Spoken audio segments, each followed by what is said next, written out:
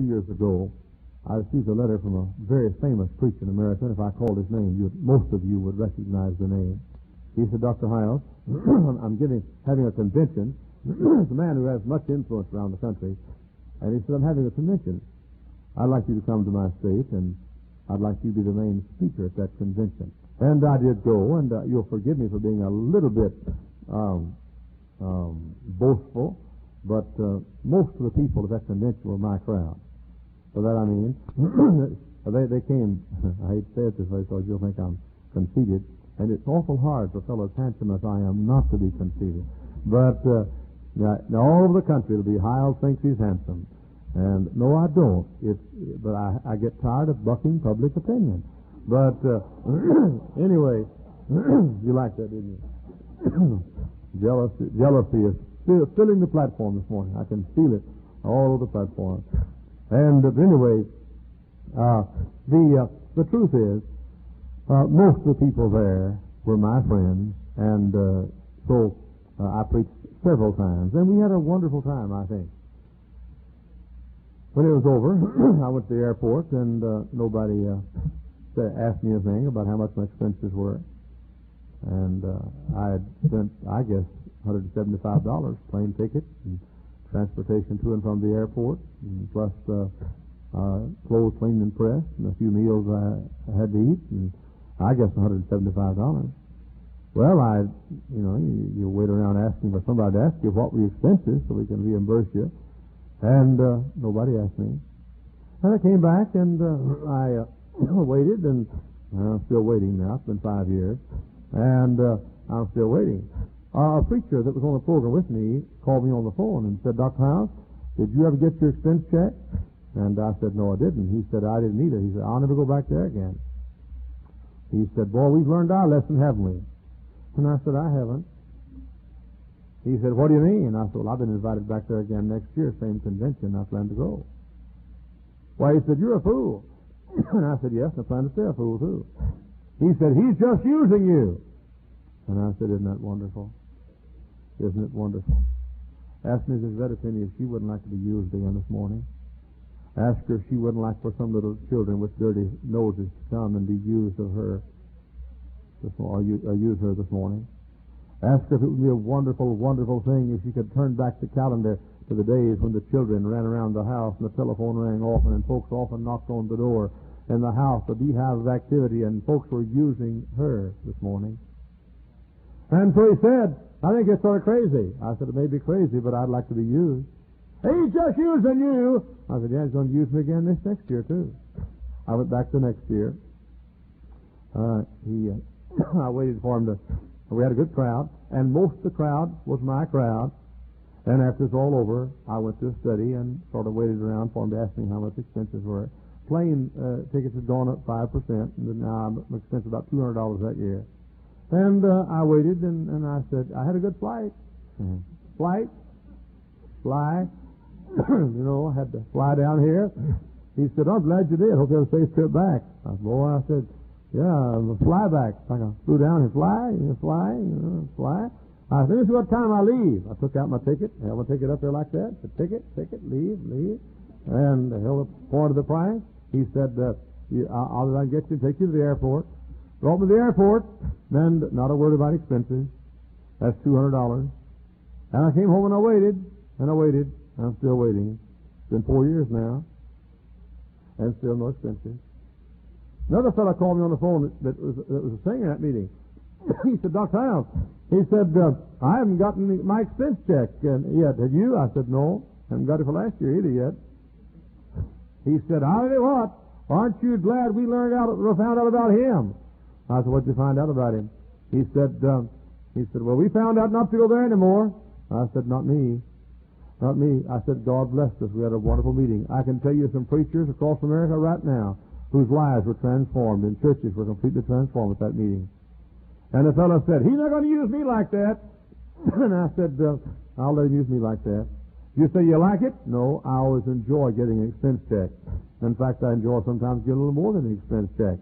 And no, I didn't like it, but he wrote me again and said, look, we had such a good meeting last year. would you come back for our national convention again this next year? I wrote back and said, yes, I'll come back. And I saw this preacher and singer both one place, and they said, you go back there again? I said, yeah. But he's just going to use you. I said, yeah, and I plan to be used, and I like to be used.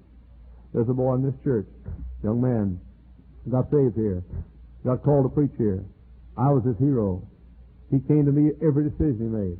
He loved me very much, and I loved him and still do. And one day he came in and said, I think God's calling me to preach, and we prayed about it. He came down the aisle and started to preach the gospel. That boy, fine young man, he went off to college. Time came to get ordained. I think I recommended him, maybe not, to his church. No, not that one. But time came to get ordained. And then I ordained him. And I was his preacher. I was his hero. He wrote me often. He had a problem, he'd call. He needed advice, he'd call. A large church opened up, and I recommended him to that large church. And, I told the people. They wrote me and said, we need a pastor. And I said, I can tell you, splendid young man. And I recommended him. And one of the first things he wanted to do was have me in the church. But a little later, he got probably a little embarrassed about me because I had some convictions, maybe that were a little stronger than maybe what his church had. And he had Dr. John Rice coming, and so he canceled out Dr. John Rice and canceled out his pastor. And I wept. And I'm not, I can't go to his church now. I don't know why. I just can't go. Cancel Dr. Rice out. Cancel me out. By the way, when you cancel Dr. Rice out, you cancel me out too automatically. And, my friends for that matter. And so he cancels out. And somebody said, for the house, I heard about that. That fellow just used you. I said, isn't that wonderful? Isn't it wonderful to be used? Ask some dear lady this morning who's never been used or hasn't been used in years. Ask some mother who used to hear the pitter-patter of little feet around the house and would love to see handprints on the towels again. Who used to say, I wish I could never see, I wish those towels were clean. They're clean now. They're clean now. Ask some mother who's up in years, 80, 85, 90 years of age. Ask her if it would be wonderful if she could be used again. There's a young man in Texas. I think the finest preacher student I ever had, the finest prospect for the ministry I ever had. He married into our family. I've never seen a young preacher could preach like that young man. Went to college. He doesn't know it. Well, I guess he does know it some too. When he got in trouble in college, I sent him money. I went down went to the place where he was going to college and went to a bank and borrowed money on my own signature at the bank where they knew me. Went down and bought an Assembly of God church building that was for sale and gave it to him so he could start a church. When they were hungry, I sent money. Time and time again, I've put money in an envelope. Shouldn't do that, but I've done it in an envelope unsigned and sent it to them. I've paid the tuition. I've sent the tuition money to the college business office and kept him in school and got him started. One time, when he was near us, his car broke down. I gave him a car. It was a used car, but I gave it to him. Just said, here it is, one of our cars. Take it. You're going to have it. Where is he now? He's divorced from the little lady in our family. And he's in sin and living for the devil and drinking liquor and doing nothing for God. I recall I saw him in a motel not long ago. He didn't know I was in 1,000 miles there. I woke up and I saw him in the back, had long shaggy hair. I woke up and gave him $3, said that's for a haircut, and walked on. And he said, hey, come here. And I went back and talked to him a while. Somebody said, boy, I bet you learned your lesson. No, I didn't learn my lesson. And if I can, I'll buy a church for somebody else one of these days. And if I can, if a fellow needs a car, I'll give it to him. And if somebody I love is in need of some tuition money, and I have it, I'll send it to the college where they're going and try to help them. Hey, you say you're a sucker. Yeah, I know, and I like being a sucker. I plan to stay a sucker. And you'd be happier if you were a sucker. But they're just using you. I don't know anything any more wonderful than being used. Oh, listen, to be used. You say, hey, for the house. Somebody said, that's not fair. I know it's not fair, but I plan to be a sucker again. Somebody said, he's just after you for what he can get out of you. I know, but I happen to like to give. The lady sat in my office, last night? And she said, Dr. Evans, Mrs. Evans, has been paying my way to college. Said, they don't know I know it, but I overheard Dr. Evans tell his wife, we're going to keep that girl in school. She's been good to us. She's done us some favors. We're going to keep that girl in school. And she said, I know they're doing it. God bless these good teachers and administrators who sacrifice. And this same young lady told me, she said, I had money for school. I had over $400 saved up. But she said, some other students this last semester couldn't stay in school and help them pay their bill. Now I don't have money to stay in school myself. And she said, but I can't take the money from Dr. and Ms. Evans. I just can't do it. She said, what can I do? I can't take the money. And I said, suppose that the people you tried to help wouldn't have taken your money. She said, that made me very sad. I said, how do you think it's going to make Dr. and Ms. Evans feel then when you don't take what they want to give? I said, young lady, you listen to me. I said, don't you ever steal from anybody their privilege of giving. Don't you ever steal their privilege of giving. Oh, I know you're going to be used. Listen, I'll tell you, I've got tens of thousands of dollars that I've given away, just given away. And the fellow went out and got drunk with it, maybe. You say, you're going to give some more away? Yep, I'm going to give some more away. All you drunks can come by for the service again this morning if you want to. Yeah. You say, well, you're a sucker. Now, I know it, and I like being a sucker. You're a soft touch. I'd rather be soft touch than hard boiled.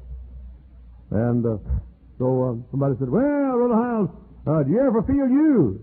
Yeah, sure do. It's a wonderful feeling. Somebody asked the other day, said, Brother Hyles, do you ever feel like a machine? You'll forgive me, but I feel like a machine much of the time. I feel like a vending machine.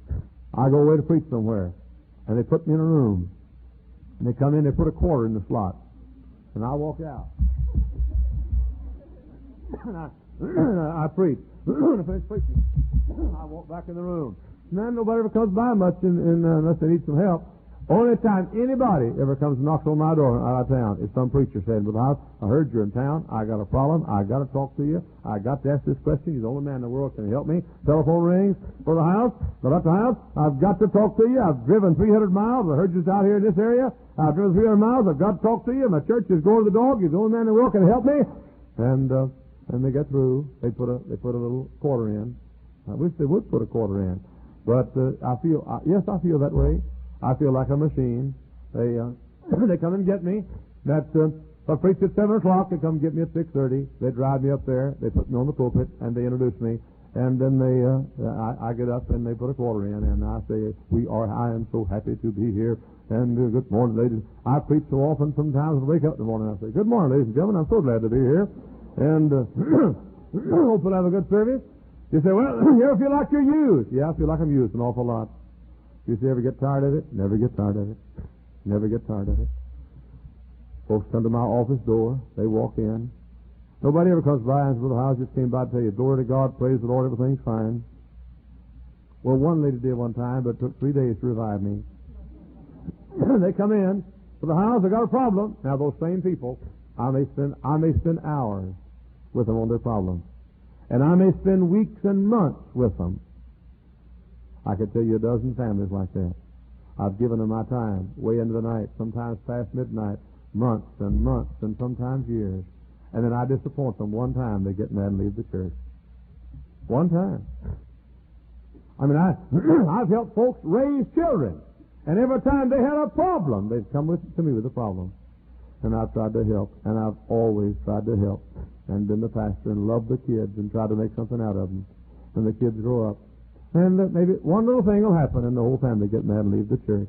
You said, does that affect you? Breaks my heart. Really? You say, Brother Hyles, I wish I had a heart like yours. I wish I didn't care what folks think. Now, you had a heart like mine, you'd care what folks think. If you had a heart like mine, you'd cry when folks don't love you. If you had a heart like mine, you'd be sorry when people turn on you. But you say, Brother Hyles, you ever get to a place where you say, okay, hang it all. I'm not going to be used like this anymore. No. Had it do over again, I'd do it all over again. All over again. Why? I want to be used.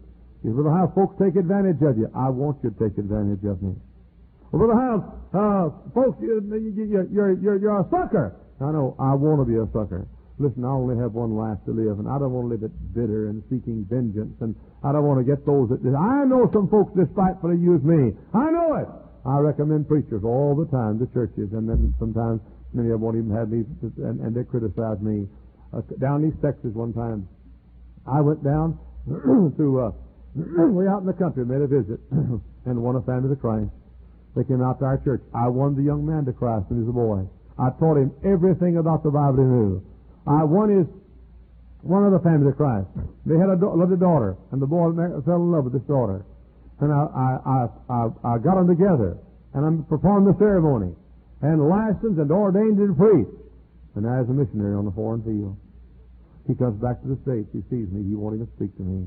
You know why? I'm not his brand of Baptist. And he won't speak to me. He says, Hyles, you bitter about it? No, I'm not bitter about it. Well, Brother Hyles, how do you feel about it? I thank God I got to win his family, and got to win her family, and got to teach him, and got to train him. You say, you're happy because he doesn't speak? No, I'm very unhappy because he doesn't speak. And I'm very sad because he won't speak. And I'm very sad because he doesn't love me anymore. Well, you say, boy, you learned your lesson. Yeah, I learned my lesson. I learned it's worth it. When I left Garland to come up here, my heart broke. The last night we were there, I drove around all night long.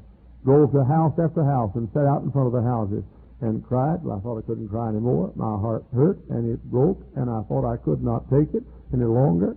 And when we left to come here, I got out of the car at the speed limit sign and got on my knees and said, I can't leave these people. I've won them all to Christ. They're my babies. I took over the church when we had 44 people, and now we have 4,129, and I can't leave it, and then my heart broke. And I came up here, and I said, I'll never fall in love with the church again. I won't do it. I don't want to hurt like that anymore. But I done gone and fallen in love again. In fact, I'm more in love with this church than any church I've ever had in my life. And you see, with House, someday you may be hurt again. I'd rather, who was it, said Shakespeare, better to have loved and lost than never to have loved at all. And it's better to love and hurt. Yeah. Somebody said, you got too close to David, you're going to have to give him up one of these days. And you're going to break your heart. Yeah. I choked up when I left the house Friday morning. Sure. I choked up and looked up in the window of where his room was for 17 years. Sure, I choked up. I choked up Thursday night when I went upstairs and he had his clothes, taking them out of the house. Sure I did. Let me tell you something. And you don't forget this. Brother, to get to serve mankind and get to love people and get to care for people, that's all the joy we have a right to in life anyway. And if a broken heart comes along with it, I'll take a broken heart.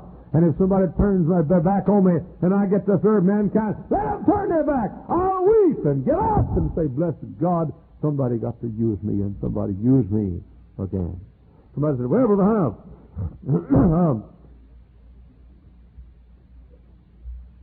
he'll dish you when he gets through with you. You'll forgive me, but I don't help people so they can say thank you. I help folks because they're in trouble. If that little girl over here on the aisle here, Cindy, please take the baby out right this minute, please. And use the nursery if you would tonight. Quickly, ushers, help her out. Usher, quickly, just help her out the place quickly. That's right. We're glad to have people here, but please use the nursery. Right in we need to be heard. This is a philosophy here that most people never learn, and you need to learn it. You need to learn it.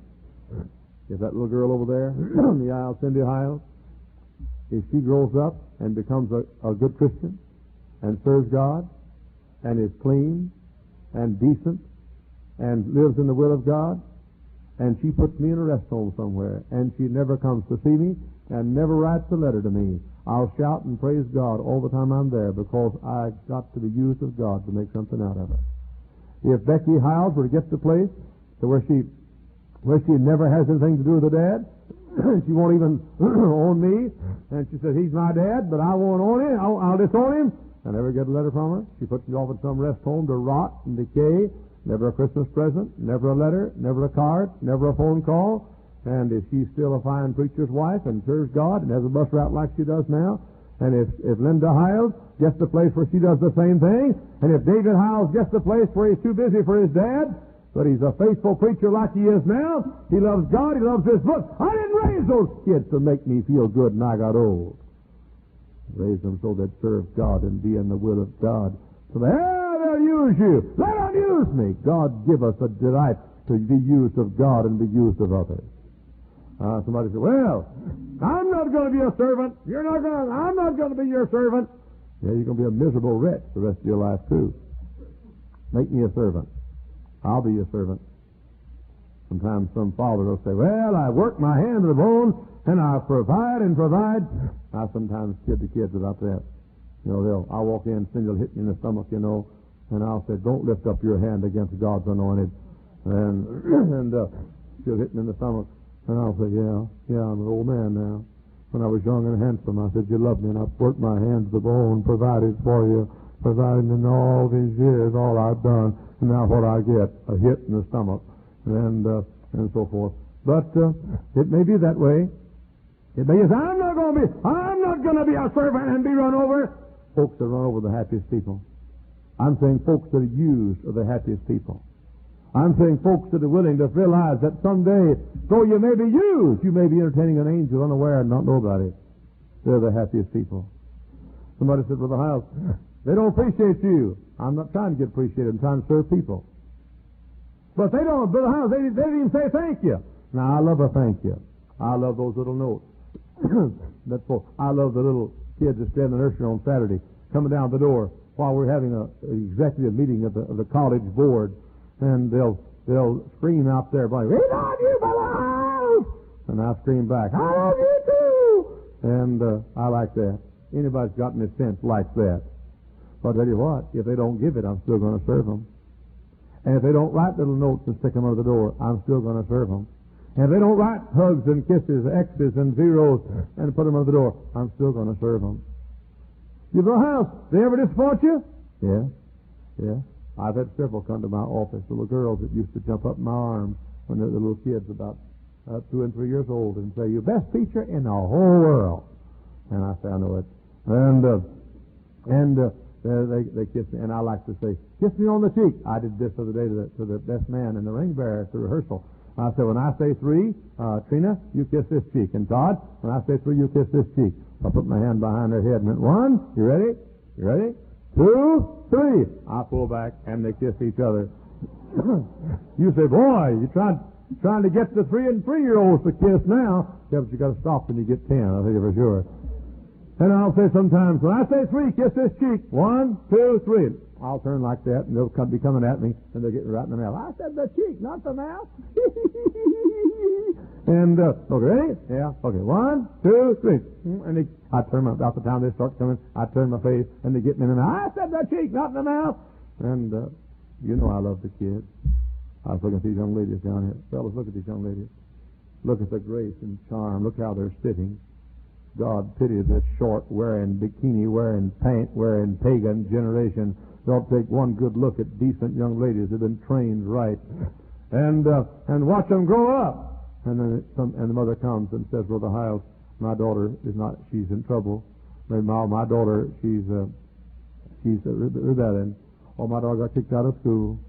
And they come to my office, and they have a hard look on their face.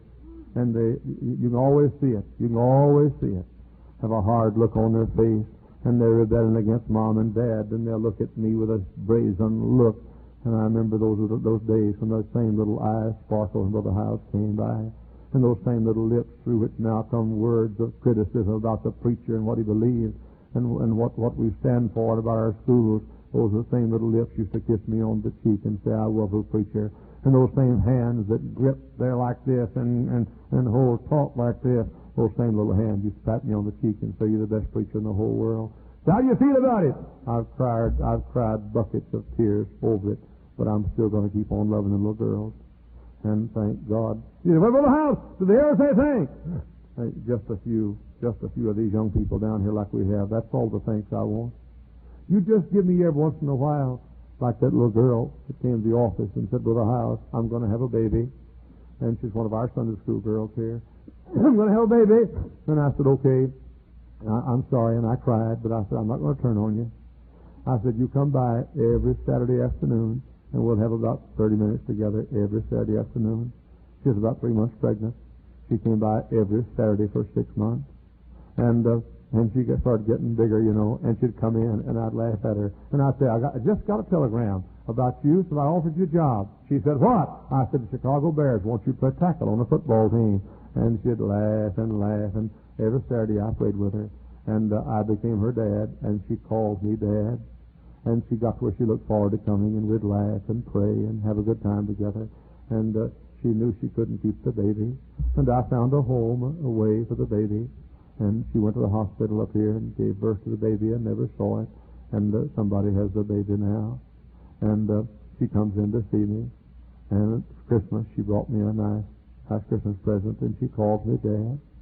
She said, well, the house, you ever get tired of being used? No, you give me one like that every once in a while, and I'll make it fine, thank you. You give me one like little Susan Veazey. She doesn't mind me calling her name. Little Susan Veazey got in with a gang of girls. And at school, they weren't doing well. And Susan, I was worried about her. And she didn't ever go out and get drunk, but I was afraid she was going that direction. And I got these 5 girls, and I tried so hard to get these. One girl was a leader, one of them. She caused more havoc in our high school than any girl that's ever been in our high school. And she got these 5 girls together, and then she moved away to another state. And these girls got in trouble. And I wanted to salvage them, and I tried, and I prayed, and I cried, and everything I could do. I even sent them out to eat on me. Sent all 5 of them out to eat once a week, and tried to help them and create a special class for them. And it looked like none of them were going to knock anything. But it looks like Susan's going to make it now, bless God. And I got a letter, Brother Pierce, the other day from out in California, from the girl that started the whole thing. And she wrote me a letter. I mean, she was on dope. I mean, she spread dope. I mean, she gave dope folks in our high school. Wrote me a letter and said, Brother Hyles, I want to write you and tell you I'm sorry.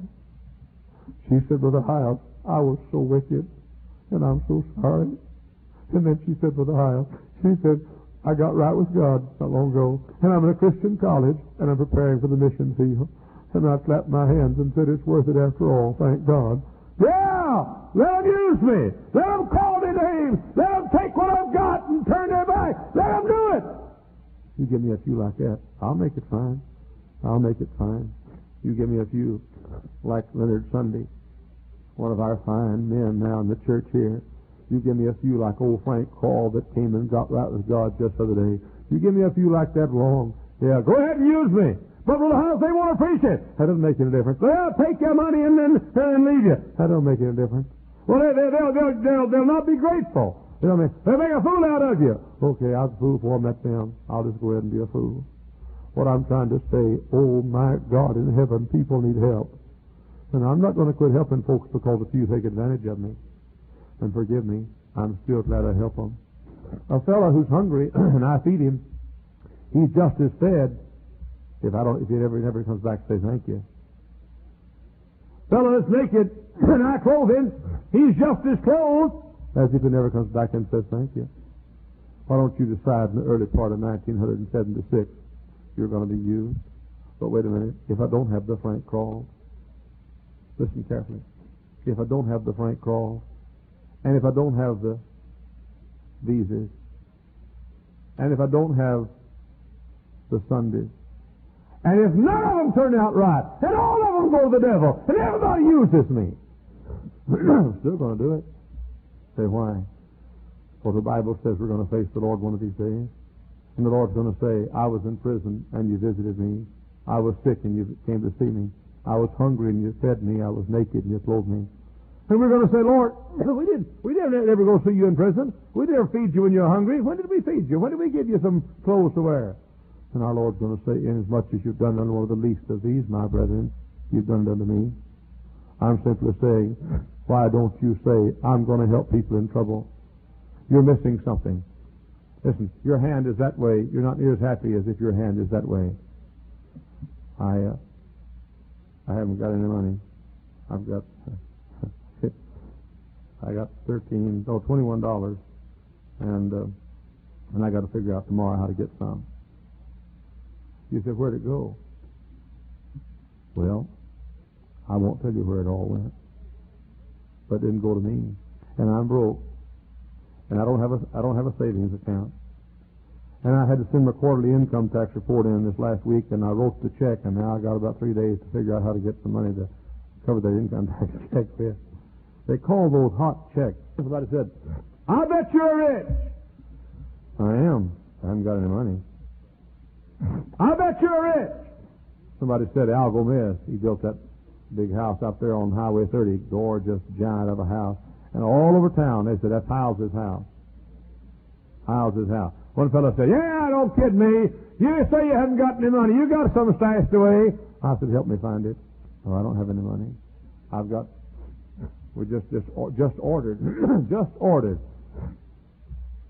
15,000 more copies of How to Rear Children.